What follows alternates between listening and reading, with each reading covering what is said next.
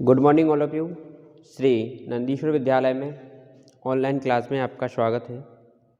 कल मैंने बजट की विशेषताएं बताई थी आपको।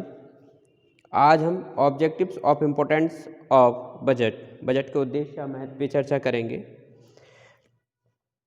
हिसाब देयता का उद्देश्य। एक प्रजातांत्रिक देश में सरकार जनता के प्रति हिसाब देयता के लिए उत्तरदायी है। यानी जो बजट बनता है उसका एक पूरा कैलकुलेशन या पूरा हिसाब देना पड़ता है गवर्नमेंट के लिए। जनता के प्रतिनिधियों को इस बात को जानने का अधिकार होता है कि सार्वजनिक धन का उपयोग किस प्रकार किया जा रहा है तथा इसे पूर्व स्वीकृतियों का पालन किया गया है या नहीं। यानी बजट है क्या, जो जनता थोड़ी आपने देखा होगा साबुन से लेके बड़ी सी चीज़ पर हर चीज़ पर जनता टैक्स भरती है, तो वह टैक्स का ही जो पैसा सरकारी खजाने में इकट्ठा होता है, तो सार्वजनिक मांगों को पूरा करने के लिए गवर्नमेंट एक प्लानिंग करती है। उन प्लानिंगों के अकॉर्डिंग्स उस बजट को खर्च करना पड़ता है। तो जनता यह चाहती है, जनता हिसाब मांगती है, जनता जवाब मांगती है कि आपने वह बजट सही जगह खर्च किया है या नहीं, या जो काम रह गया था उस पर व्यय किया है या काम पूरा किया या नहीं। ठीक है, अधिकार होता है।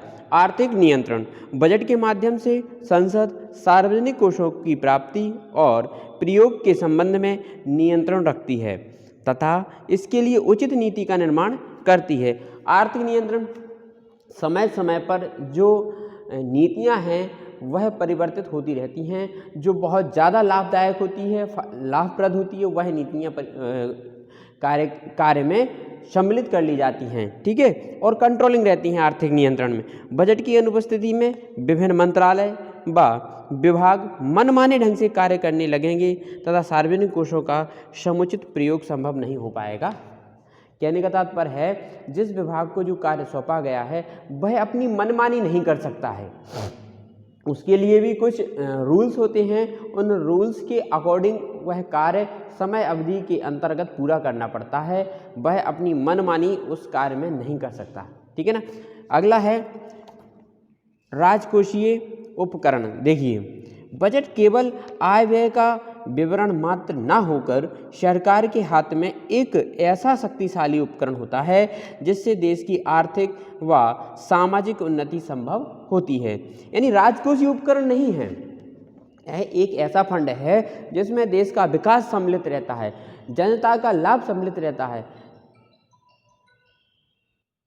जनता जनार्दन के जो मांगे होती हैं, जो असुविधाएं हैं, उनको पूरा करने का पूरा भरसक प्रयास किया जाता है जिनसे उनकी समस्याओं का समाधान हो सके और देश की आर्थिक जो इकोनॉमी कंडीशन है वह बजट पर निर्भर रहती है।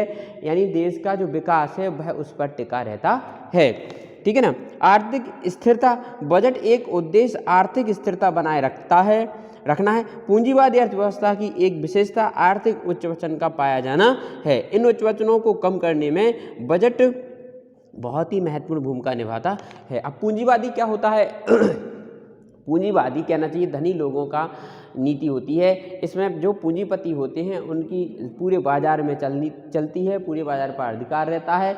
तो उनकी जो त्रुटियां होती हैं, जो तानाशाही होती है, उसको बहुत कुछ हद तक इस बजट के अकॉर्डिंग हम उनको दूर करने का प्रयास करते हैं। महत्वपूर्ण भूमिका का काम करती है। ठीक है ना। अगला है योजनाओं से संबंधित। देखिए, पहला है प्रशासकीय कुशलता। इसमें बजट में प्रत्येक क्षेत्र एवं विभाग की आवश्यकताओं का अनुमान लगाकर उसके अनुसार व्यय करने की स्वीकृति प्रदान की जाती है। सार्वजनिक व्यय स्वीकृतियों के अनुसार ही इनका पूरा ध्यान एवं नियंत्रण रखा जाता है। यानी जो सार्वजनिक स्वीकृतियां होती हैं उनको ध्यान में रखकर ही वह कार्यों को पूरा किया जाता है। इस प्रकार बजट का उद्देश्य विभिन्न अधिकारियों के क्षेत्र एवं उत्तरदायित्व को स्पष्ट करना एवं इससे प्रशासकीय कुशलता को बनाए रखना होता है। प्रशासनिक मतलब इसमें कहना चाहिए कार्य भी समय अवधि के अंतर्गत पूरा करना है और सही तरीके से करना है और कुशलता पूर्वक काम करना है। ठीक है, जिससे सभी लोगों की प्रसन्नता भी बनी रहे। अगला है योजनाओं से संबंधित। आर्थिक विकास के संदर्भ में योजनाओं से संबंधित बजट प्रावधान रखे जाते हैं। वित्तीय वर्ष में विकास के लक्ष्य को पूरा करने का प्रावधान होता है, उन्हें प्राप्त करने हेतु प्रयत्न किए जाते हैं। यानी बजट पेश होने से पहले योजनाएं प्लानिंग बना ली जाती हैं। उन प्लानिंग और योजनाओं को पूरा करने का उद्देश्य से ही बजट का निर्माण होता है और उन्हें 1 साल के अंदर पूरा करने का भरसक प्रयास किया जाता है, जिससे वह दूसरे अगले वर्ष के लिए पेंडिंग में ना रह जाए। ठीक है ना। अब आते हैं बजट के अपव्यय। सरकार विभिन्न विभागों के विगत चालू आने वाले वित्तीय वर्ष का वार्षिक वित्तीय विवरण अर्थात बजट तैयार करके उसे संसद के दोनों सदनों में समक्ष प्रस्तुत करते हैं। भारत में प्रतिवर्ष बजट लोकसभा व राज्यसभा के समक्ष फरवरी माह के अंतिम कार्यकारी दिवस पर पेश किया जाता है। अब ऑप्शन में आता है बजट कौन से महीने में पेश किया जाता है, तो फरवरी माह के अंतिम दिन।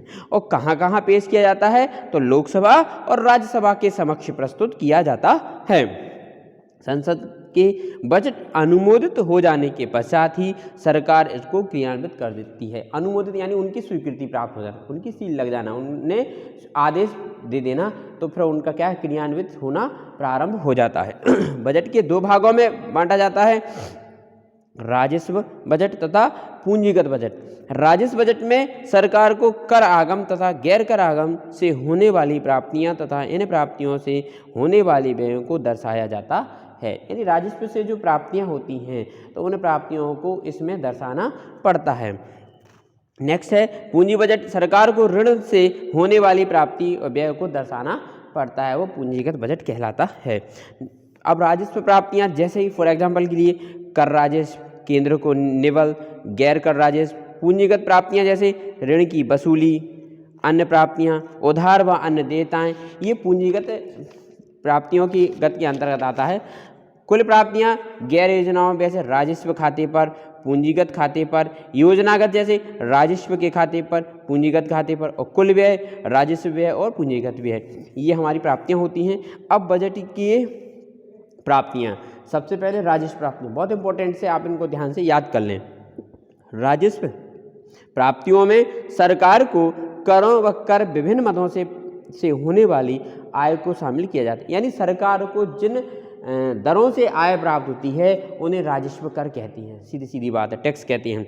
राजस्व कर जैसे कर राजस्व या आगमों में केंद्र सरकार द्वारा लगाए गए प्रत्यक्ष एवं अप्रत्यक्ष करों तथा शुल्कों से प्राप्त होने वाली प्राप्तियां शामिल होती हैं। जो सरकार हमारे प्रत्यक्ष और अप्रत्यक्ष टैक्स लगाती है हम पर, प्रत्यक्ष रूप से या अप्रत्यक्ष रूप से, उनको इसमें शामिल किया जाता है।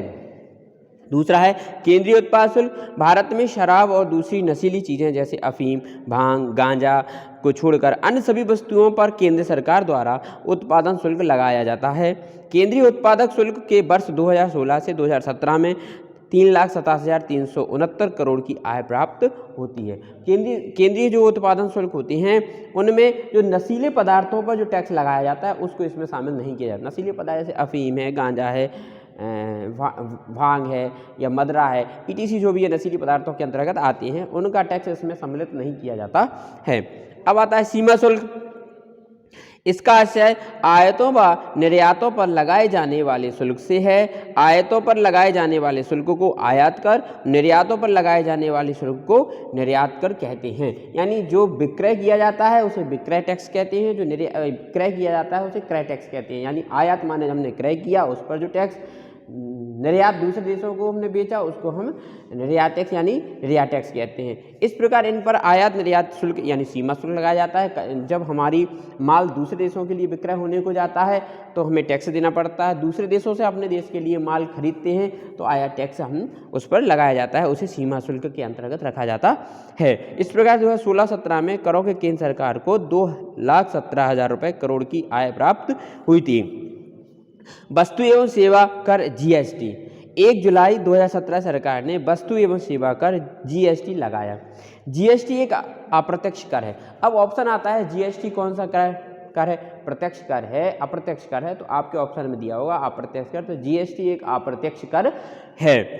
जो पूरे देश में वस्तु व सेवाओं की आपूर्ति व विनिर्माता से उपभोक्ताओं तक एकल कर सकता है। उत्पादन के प्रत्येक चरण में भुगतान किए गए इनपुट करों का लाभ मूल्य संवर्धन के बाद के चरण में उपलब्ध होता है। इस प्रकार उत्पादन के प्रत्येक स्तर पर केवल एक मूल्य पर ही यह कर देय है अंतिम उपभोक्ताओं को इस आपूर्ति कड़ी में अंतिम डीलर द्वारा लगाया गया जीएसटी ही वहन करना होता है। इस प्रकार विभिन्न स्तरों पर लगाने वाले करों पर कर का प्रभाव समाप्त हो जाता है। इस कर के लागू होने से केंद्रीय करों में केंद्रीय उत्पादन शुल्क, सेवा शुल्क और अतिरिक्त कस्टम ड्यूटी, वस्तुओं व सेवाओं को लगने वाले सभी सरचार्ज व सेस समाप्त हो जा गए हैं। जीएसटी की संरचना दोहरी किस्म की है। केंद्र सरकार द्वारा लगाया गया तथा वसूला जाने वाला कर तथा राज्य सरकार द्वारा लगाया गया या वसूला जाने वाला कर एसजीएसटी, यह दोनों ही साथ वसूले जाते हैं। यह राज्य में जैसे वेट, केंद्रीय बिक्री कर, चुंगी कर, प्रवेश आदि इसमें समाहित हो गए हैं। यानी जीएसटी में ये जो और भी टैक्स थे, जैसे वेट लगता था, केंद्रीय बिक्री कर लगता था, चुंगी कर, प्रवेश आदि लगते थे, इनको भी इसमें समाहित कर लिया गया है। आयकर, निगम कर, धन कर, सेवा कर, संघ राज्य क्षेत्र कर, गैर कर, राजस्व, पूंजी प्राप्तियां, ये सारे कर बच्चों कल अपना अगले वीडियो में लेके आएंगे। तब तक आप इनको राजस्व प्राप्तियां और पूंजीगत प्राप्तियां मैंने कुछ यहाँ पर दी थी, बताई थी, बजट के अवयव जो हैं उनको और बजट का महत्व है, इसको आप बड़े ध्यान से पढ़ लें और समझ लें। फिर भी अगर कुछ समझ में नहीं आया हो तो आप विद्यालय में आके संबंधित शिक्षक से दोबारा से समझ सकते हैं। तब तक लिए स्वस्थ रहें, मस्त रहें। जय हिंद।